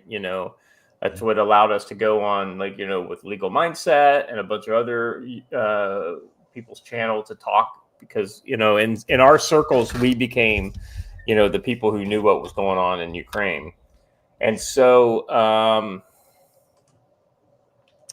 it's looking like we're coming closer and closer and closer to the end, Joe. I mean, I don't know what we're going to do when we don't have the ability. Now, we don't do map updates because I'm tired of embarrassing myself with these city names in fucking Ukraine.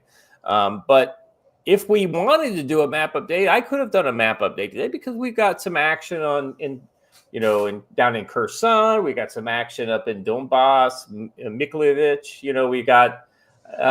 We've got action all up and down the line of contact. The problem is that if they have peace, we won't be able to do that anymore.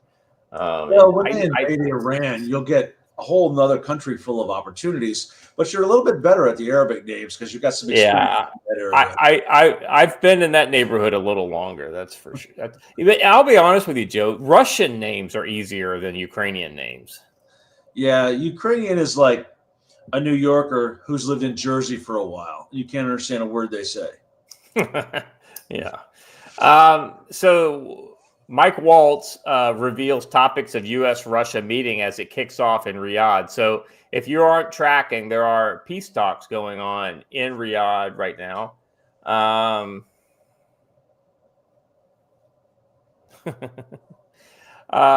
Trump's national security advisor, Mike Waltz, previewed what could be the main topic of discussion in Monday's next round of talks with Russia in Saudi Arabia. At this point, talks between the U.S. and Ukraine delegations have concluded as of Sunday night. And the next up is a separate meeting with the Russians, which has begun Monday. We're moving closer and closer to peace than we ever have before, Waltz told CBS Faces the Nation. We now have technical teams actually with Ukrainians and Russians at the same facility conducting proximity talks. When he revealed a major new focus of negotiations for the Monday talks, we're now going to talk about a Black Sea maritime ceasefire so that both sides can move fuel, grain, and start conducting trade again in the Black Sea. This is interesting, Joe, because if they were to do this, this would ultimately kind of pull Odessa finally off the menu, right? I mean, that's the implication here. Well, yeah, and let's be honest, they're out there, they're pushing for this now because Russia has been pounding shipping, attempting to offload at Odessa for the last 3 weeks, and has been pounding the Odessa area in general. It all began with the sinking of 2 British ships full of war materiel coming in, and Russia has just started sinking anything that comes anywhere near Odessa. So now all of a sudden we want a maritime ceasefire. How is highly effective? Yeah. Reaching a lasting ceasefire deal could be would allow both warring countries to move grain, fuel, and start conducting trade. Also high on the agenda will be discussions of the front line, the issues of territories, and the achievement and maintenance of sustainable peace. We'll talk about the line of control, details on verification mechanisms, peacekeeping, freezing the lines where they are. The issue of broader and permanent peace and security guarantees are also on the table as diplomatic engagements proceed. As the talks in Riyadh have reportedly begun on Monday, the Russian ruble has continued to strengthen on the expectation of a peace deal, gaining a 1% against the U.S. dollar over the counter market. Meanwhile, Ukraine's President Vladimir Zelensky has condemned the continuing aerial attacks on Ukraine. Overnight, Ukraine's military says it shot down nearly 60 inbound Russian drones. Both sides says they've agreed to a U.S. brokered pause on attacks against enemy infrastructure. Both other attacks have persisted. Zelensky called on allies to put more pressure on Russia to stop this terror. He said in a fresh televised statement, since March 11th, a proposal for unconditional ceasefire has been on the table, and those attacks could have already stopped. But it is Russia that continues all of this. Yeah. And you guys aren't doing anything. By the way, we've got several reports of Ukrainians attacking Russian gas and oil infrastructure again. This is what's funny is they'll do that, and then when Russia strikes back at their gas and oil infrastructure, they'll screech about humanitarian disaster caused by the Russians. Right. It's silly. And as Juan Cholo points out, didn't Ukraine just bomb a Russian strategic bomber nuclear base? Yes, they bombed Engels for like the 3rd time. And we pointed it out when it happened that attacking tactical targets in the field, that's fine. That's okay.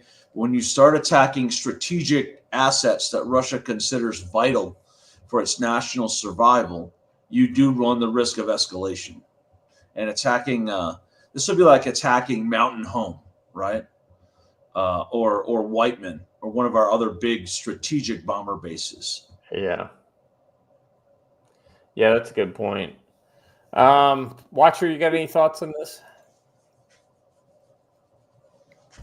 Not particularly. I'm excited for this to be over. We do appear to be in the final stages, but everybody seems to want to get these final shots in, which, I mean, I'm just looking at the Korean War for my cues there. It feels like that always, you feel like you're trying to make sure that you could just end things in the best way possible, but it ends up just dragging things out and more people die, and it's just fucking pointless.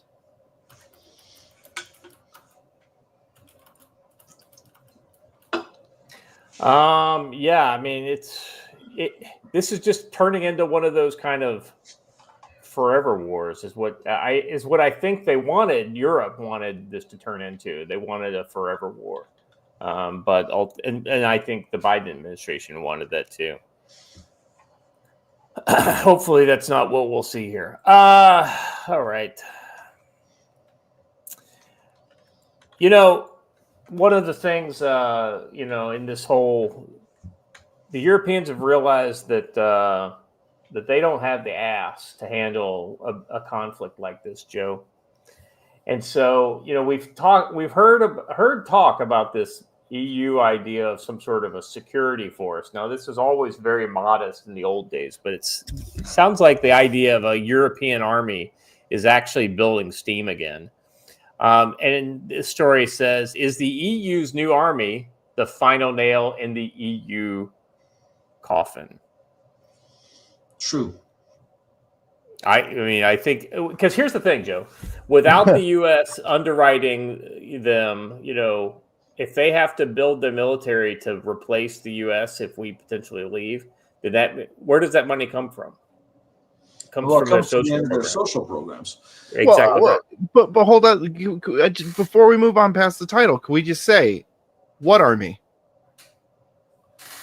Well, they keep bringing up a new army. They've been going to build this new army since the war started. How many years ago was that now? What new army? Watch it. They've talked about an EU military since the late 90s. Yeah, I know. It originally began as just a Franco-German army, right? Yeah, right. That's exactly right. Historic sensibilities ruled out over that one, thinking, maybe having the French and the German allied and under German command was not a wise choice. But it looks like when Ursula von der Leyen became the EU president, this suddenly came to the forefront again. Ironically, because she was the German defense minister before that. But whoever created this image is spot on, because it's got von der Leyen and Erdogan in there, and boy, that is a word that is a match made in hell.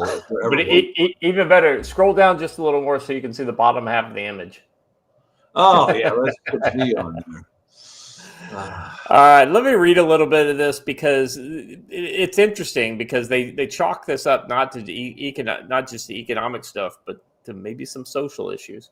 It used to be quite a common thing for people in polite society to say, imagine if a woman ran the world. We could certainly have less wars, right? Wrong. Women are running the world, and at least the EU world. 3 women, to be precise: Ursula von der Leyen, the UN Commission boss, Annalena Baerbock, Germany's foreign minister, and of course, last but not least, EU's own foreign affairs chief, Kaja Kallas. And what do all of these 3 of these women have in common, apart from having names which sound like sexually transmitted diseases? They all want war. When I read that paragraph, I was like, oh boy, I kind of want to read this whole thing on. This is one of the best opening paragraphs in an op-ed I've seen in a long time. Joe, here's the thing. There was in my field of study that I got my master's in, international relations, somebody did a study of women leaders versus men leaders, like heads of state, right? And it basically proved without a shadow of a doubt that countries with women leaders go to war more often than countries with I was just going to say, Golda Meir, war. Margaret Thatcher, war. War. Yeah. Queen Elizabeth, war. I'm sorry. Well, that was actually more. She's not the chief executive. I got it. There's more. All right, let's look into this a little more. In line with spectacularly poor decision making right from the beginning of the Ukraine war, with probably Russian sanctions at the top of the list of stupid ideas. Yeah, like Joe, I'm telling you, it sounds like a member of the council wrote this. The EU has only one way forward. At whatever cost, it must come out with at least not looking like it lost. The EU project is very much like an old man on a bike moving very slowly along a Dutch cyclist path. The fear of the elites in the EU is that he falls off the bike, he will never get back on. The constant worry from top EU figures is that if the EU loses its momentum with press coverage and relevance in general, then any pause could be devastating. This, you might be surprised to hear, is what EU officials themselves confided when the writer was based in Belgium. Such an expression gives you a little idea how little confidence the EU has in itself as a worthy, stable, long-term project. And so the madness escalates now that such a point where we're going to actually look at draining the wallets and purses of our own very own poorest people to fund the ultimate EU sex toy, going, the EU army. The idea of the EU army is not new. As a notion, it's old as the hills, as hardcore federalists in Brussels have been arguing for the EU to have its own army for the past 20 years, until now failed. The main reason the idea did not get off the ground is because it created too many new worrying political problems. Kind of skipping down a little ways, the EU army idea is actually more complicated than you may think. One of the reasons why it never got off the ground, despite several serious attempts, was both, is that both EU and member states are both confused and lack confidence in such a plan. They are literally concerned with how the idea could blow up in their face. No, it's nothing to do with a German foreign minister or even innuendo. It's a military term for what this talk about. That's what Americans call blowback. The military term for when a gun throws energy back in your face when it discharges and wounds whoever is holding the weapon. Backfire is what I think they mean. For a long time, the EU wanted stuff. The German parliament a few years ago leaked a document suggesting a new international army, which Germany, of course, would run this army, Joe, which would be sent to troubled hotspots around the world and could be joined by a few allies who would play a supporting role. Joe, I'll be honest with you. The only reason the Europeans can operate internationally is because they attach themselves to U.S. groups. Yes. It's the only way in which they were able to function in Afghanistan. It's the only way they were able to function in Yugoslavia. To a lesser extent, the Brits can handle things on their own, but not the wider EU, because all the other militaries are infinitesimally small. They're at the battalion and regiment level as opposed to divisions, right? Yeah. Forget how many divisions does the Pope have. How many divisions does the EU have? And the answer is not too dang many. The answer is probably 0.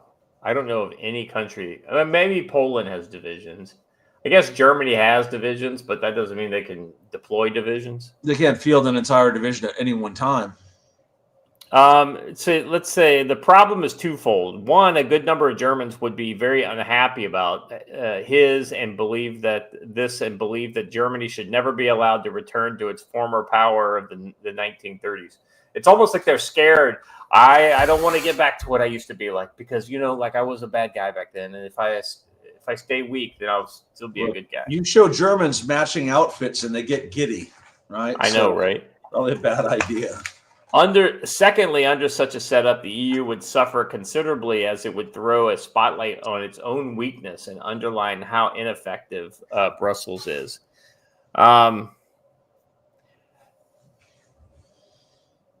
Neither of these scenarios does the EU any favors, which is why they put so much emphasis on the 800 billion euros being found amongst EU member states' contributions, so that it will have a EU badge, and the center of the power would be Brussels. This is absolutely crazy that the EU is even allowed to continue, especially with these 3 women. For these 3 witches to conjure up some sort of Macbethian plan to slay Macron. When he said 3 witches, I thought he was talking about Gretchen Whitmer, Jocelyn Benson, and Dana Nessel. But this is the EU version of them, I suppose. That's right. It's hard to say at the moment of writing whether this is a real plan. Does EU believe that these talks go on for months? Therefore, it could send a few hundred tanks to Kiev would only bolster Zelensky's and the EU's credibility as players. This is absolutely a pipe dream. They couldn't pay for it, Joe. Let's assume they're serious. They want a European military. How the fuck did they pay for it? Well, they were getting some money from USAID, you see. But now they're not. Lance Corporal Veteran for $2 says, World War Z a la Zelensky. And Hunch and Dirty Roofer over on Rumble says, so we want to build a European army led by Germany and march east to fight Russia. Okay, is Hugo Boss making the uniforms? and what new German car company is coming. Yeah, they don't need a new German car company. They can just go right along with Volkswagen. They got some competition now. They got an Audi and BMW and Mercedes could go too. Audi is not German. Who owns Audi? Audi's German. Oh, I'm thinking of Saab. Disregard. I think Audi and Volkswagen are the same company now. It bothers me that I don't know that. Yeah, Audi is a subsidiary of the Volkswagen Group. So Volkswagen owns Audi. I had Saab on the brain for some reason. I don't know why. Oh yeah, Saab. The Saab's claim to fame is back in the 80s when they were when they were making new James Bond novels. They had a new writer writing James Bond novels back in the 80s. He gave James Bond a Saab 900 Turbo. That was James Bond's car back then. I had a guy tell me yesterday at the gun show, a guy who's been to a bunch of training events, been to Shield Field Days. He's like, "Hey, I wanted you to know I finally bought my dream car, a 911." And I'm like, "That's real practical in Montana." That's a great car. I bet it's great in Montana in the summer. I bet. For the 3 weeks in the summer in which you can drive it. Oh, yeah, right. I think that Jim texted me right in the middle of the show, but I'm not sure. Invite him to come over during the show. Classic. Yeah. What'd you say, Watcher? Oh yeah, I just said classic. Lance Corporal Veteran for $2 says nothing scarier than Germans with solutions. That's right. Depends on the permanence of those solutions, right? The finality of them. China reportedly mulling participation in Ukraine, Joe. Surprise, surprise, surprise. Shocking. In the Ukrainian peacekeeping mission, that is. So, in other words, they want to occupy the other half of the Ukraine. That's right. You're going to have the EU army on one side and the Chinese army on the other. Both two armies that are probably not that great. They would probably be okay fighting each other. That would be interesting. China is considered joining the potential peacekeeping mission for Ukraine being spearheaded by European leaders. China's participation in the mission could potentially increase Russia's acceptance of peacekeeping forces in Ukraine. But the participation of Beijing, an ally of Moscow in the mission, could boost the prospects of the peacekeeping, considering the Chinese President Xi Jinping support for Putin has only grown since the Kremlin launched its full-scale invasion of Ukraine in 2022. We talked about this last week, Joe, this whole idea of a coalition of the willing, where we heard that before. This is Keir Starmer and Macron. I think Macron is kind of leading the effort on this, but Keir Starmer, stupidly tried to, say, oh, well, the French and the British should send forces to the region because that's a good idea. Brilliant idea.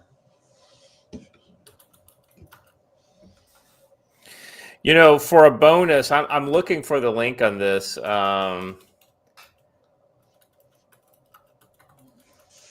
It's straight out of like The Bear and the Dragon. Somebody posted something about Russian concerns that China is looking northward potentially. Yeah.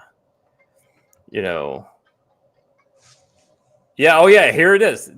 No, this is not the story because it was a recent story. This is one from last year. But this headline, right? This is a Telegraph headline from several months ago. It says, there may never be a better time for China to attack Russia.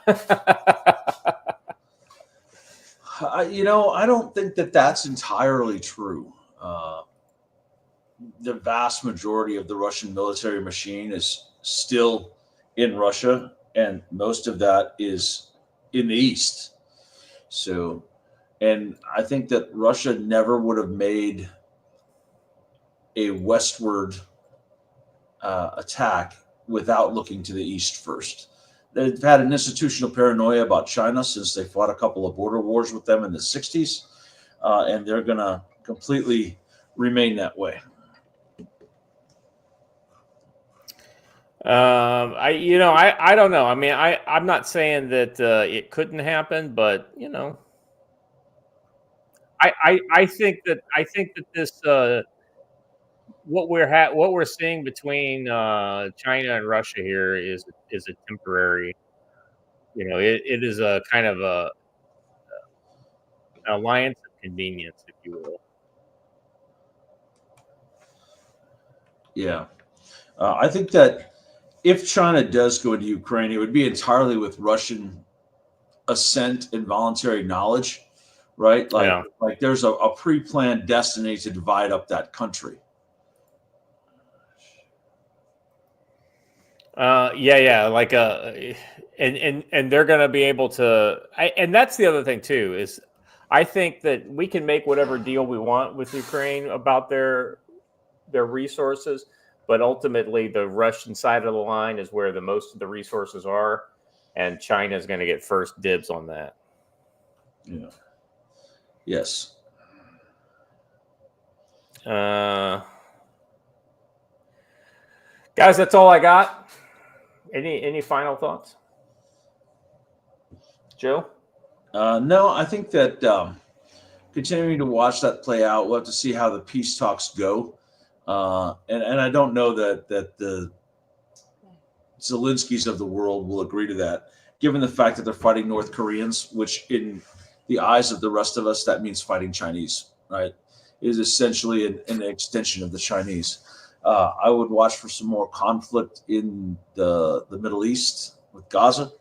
That's not going well for either side, although we do have a very funny video we should probably play at the end. Speaking of conflict in Gaza. And I would really watch the left's craziness ramping up. They are attempting to organize nationwide Tesla protests for this Saturday, the 29th. So you should have your head on the swivel.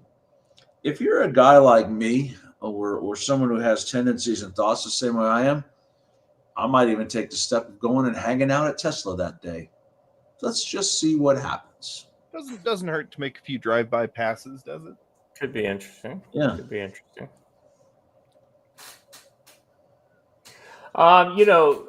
One of the things that I noticed is that this Tesla thing, while a lot of popularity, in the radical left, this is starting to kind of divide. This is another one of those dividers that's like, listen, I just bought a Tesla, right? I want to be. It's good for the environment, and you're. Popular. Yeah, I mean, it's like these common sense, Democratic type folks, and let's be honest, they're the useful idiots that the far left has been using as a weapon against us for the last 10 years. These people are starting to come around, right? The Democratic Party is is less popular now than it ever has been, as far as I could see. So it'll be interesting to see how that kind of continues to develop. And then also, I want to put a plug in for if you guys don't listen to the All In podcast, I would recommend it. I think it's really good. It's a collection of diverse opinions, but all of these guys are essentially like venture capitalists. Like, as far as I know, they're all probably billionaires, but they're all really smart guys, and they all have good insights on the issues that they talk about. They talk about a lot of tech stuff, but they also talk about politics. And shockingly, they're all fairly pro-Trump, which is kind of interesting. Because I would say that at some point in the past, almost all of these guys have been, Democrat voters. So it's always interesting to hear the points of view of people who have kind of come late to the party, to Trump, but they come of their own good reason, right? Not like they're swayed by some sort of propaganda or whatever. It's like literally practical reasons that bring them there. Anyway, this podcast, they did a interview with Lutnick, the Commerce Secretary, and this thing is fire. Listening to Lutnick reminds me that maybe the administration knows what it's doing, right? I mean, there might be a bigger plan behind the that we can't see. Now, I'm not saying trust the plan. Let me just say that transferring 1,000 ATF agents to the FBI does nothing. for the record. Yeah, I'm not a fan of that. I mean, you're not going to get me to argue that, but that's also not one of the things he even begins to talk about, right? So he's not. But it's one of the talking things about that's important to literally everyone in America. I know that it's important to me too, but you know, but the Commerce Secretary doesn't have anything to do with that. And so the thing that he really kind of addressed that I was very pleased with how he addressed it was the fact that they need to increase revenue and they need to decrease, spending. And that's basically tariffs and Doge. That's two of the big topics that they talked about, and how he articulated those. I will think was very good. And so I would recommend you guys give it, just you go to the YouTube or the Spotify or wherever you like to listen to podcasts and just type it all in. And it's one of the most recent 3 episodes. So I would just check that out. All right. That's my plug for the day. Watcher, final thoughts? Take your own security seriously. Including your own mental digital security, as we've seen this last week. There's a lot of information ops happening on the right hand side of politics these days, and please know that should we ever be approached by someone to promote an opinion to our audience, we will make that very clear.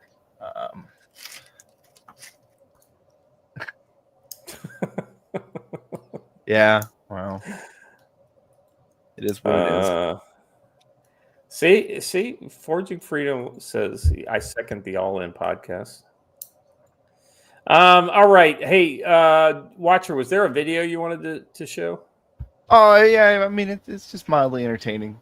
So Al Jazeera, you want to go ahead and play that, and then we'll say goodbye. Let me cue it. So Al Jazeera was doing a broadcast where they had a reporter that was on the street out in front of the house of the guy who is Hamas's main money handler, and just so happened that the IDF picked that exact moment. So to send him to Allah, we fixed the glitch. So, woo. You know, what's funny is almost like the IDF knew he would be standing there filming right then. So, it's funny. All right, are you taking me to task for pushing the Bark Zero? I thought it was pretty damn good. Well, okay, so there was. I'm gonna back up and say I've had Bark Zero, but it was Scott that was pushing Bark Zero. Yeah, I just want to add that there's a big difference between old men trying to tell you what 0-calorie soda that they're on lately, and people trying to say that we should allow SNAP benefits to buy soda. Just tossing that out there. Well, I just told everyone that whole discussion was simply bought them another couple of days in which you didn't get the Epstein files. So well done, everyone, freaking out about buying soda with SNAP. You're fighting the wrong battles. Yeah, no joke. Well, as long as we're here, I guess there's another weird thing I do have to say that didn't fit anywhere else in the show, and that is that I don't like what I'm seeing out of the administration, and I think you all should prepare for shit to go south. And just as an example of this, we have Kash Patel coming on and giving an interview this morning in which he essentially says, hey, look, the reason why none of this stuff got done that we promised was going to get done is that, look, the FBI serves under the DOJ, and really, if you want to point fingers at who's preventing things from holding up, it's the DOJ. So I don't know. And that makes me wonder if he and Pam Bondi aren't on the same page on some of this stuff, which doesn't surprise me.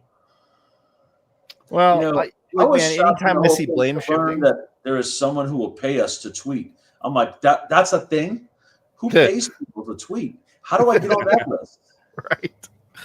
But yeah, when I see blame shifting, it's a